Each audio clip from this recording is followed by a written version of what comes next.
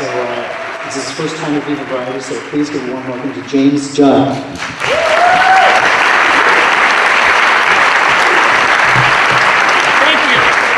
you so much. Thank you very much. I can't tell you how thrilled and excited I am to be here. The last time I was in this theater was about 15 years ago, and I came here to see the late, great, brilliant Denitra Vance. And she told wonderful stories from her life, and she was a wonderful inspiration to me. And so I can't think of a better way to honor her memory than coming out here and telling you a story of my own. Sadly, it's kind of a stupid one, but it's all I've got. Now, the story is from the show Seven Sins. And in Seven Sins, each week, 7 performers come out and they tell you a true funny story from their life. And each one of the stories is tied to one of the 7 deadly sins. So this is the first story that I told, and it's the story of envy. Now, the story is a little bit longer than 10 minutes, and I only have 10 minutes, so I'm going to go really fast. Okay, is everybody ready?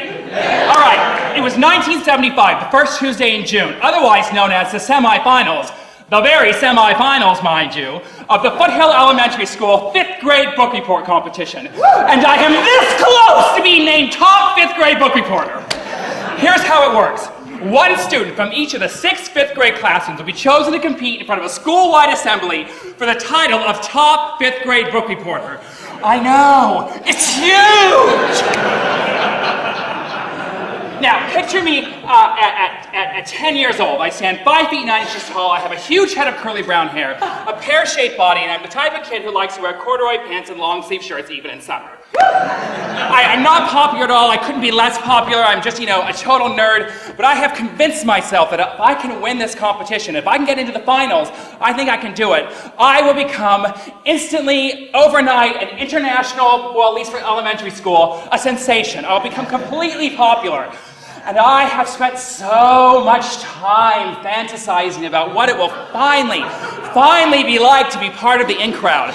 And things will happen to me, like I'll be walking through the cafeteria with my tray, and people will say things to me like, well, here, I'll act it out for you. Okay.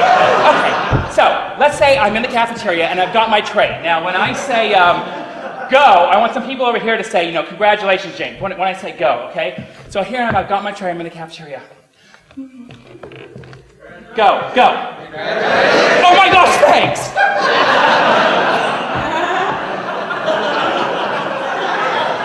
Now, there is just one thing or one person standing between me and the way of victory, and her name is Mary Ann Applebaum. Mary Ann Applebaum is in my class, which means I gotta beat her in order to get to the finals. And Mary Ann is the second most popular girl in the whole school.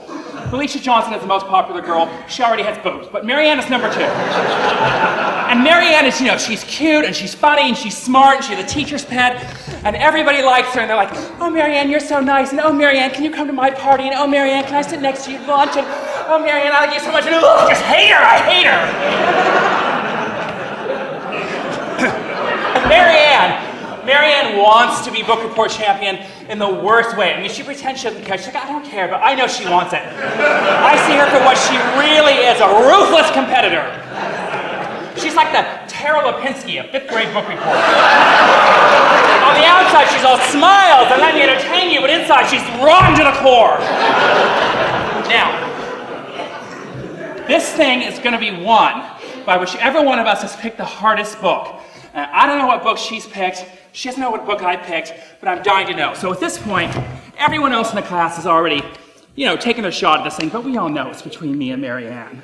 And then suddenly Mrs. Shoesong, our teacher, calls Mary Ann to the front of the room, and she gets up, laughing at her friend. Let me just tell you something. 4 years from now, 4 years to the day, she would audition to represent Santa Clara County in the Miss Teen USA pageant, and she would not make it, and it would nearly kill her.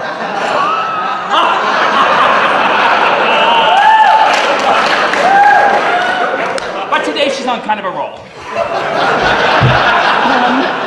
Hi, my name is Mary Ann Applebaum, and the book I have chosen for today's semifinals at the 5th grade book report competition is Little Women by Louisa May Alcott. It's a really good book.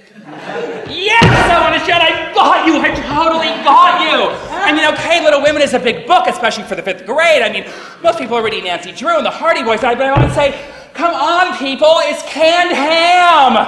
Someone does it every year. Don't you see? She's just cute. She doesn't have any real talent. She probably saw the movie. Now, I know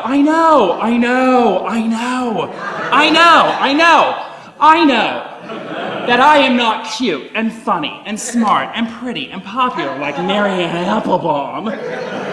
So if I'm gonna win this thing, I need a book that's really big, a book that's really just gonna put me over the edge. Something, gritty, something ripped from the headlines. So the book I've chosen is My Search for Patty Hearst by Steve Lee.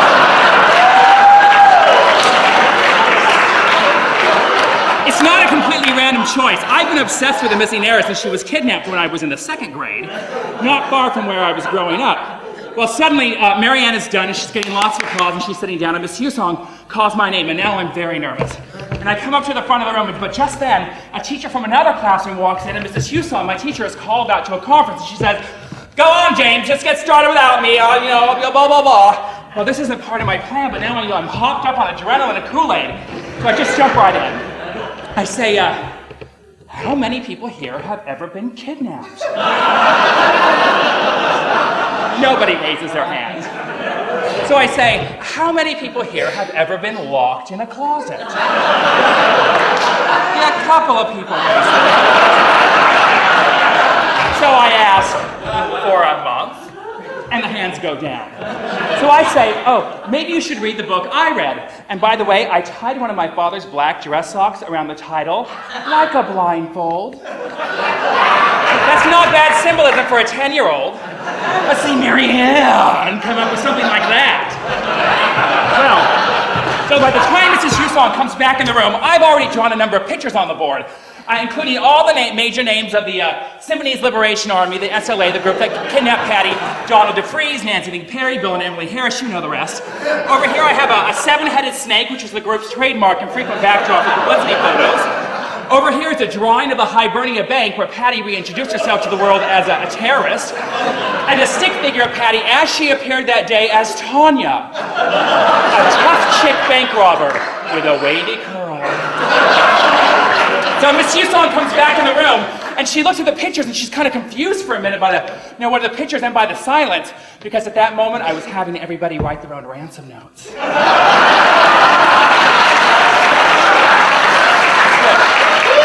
And she said to James, "What book are you reading?" And I tell her, and she flips. She said, "That is completely inappropriate material for the 5th grade. Sit down."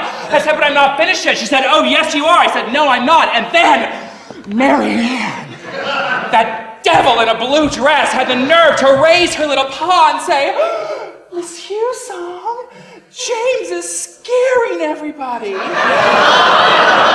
Evil!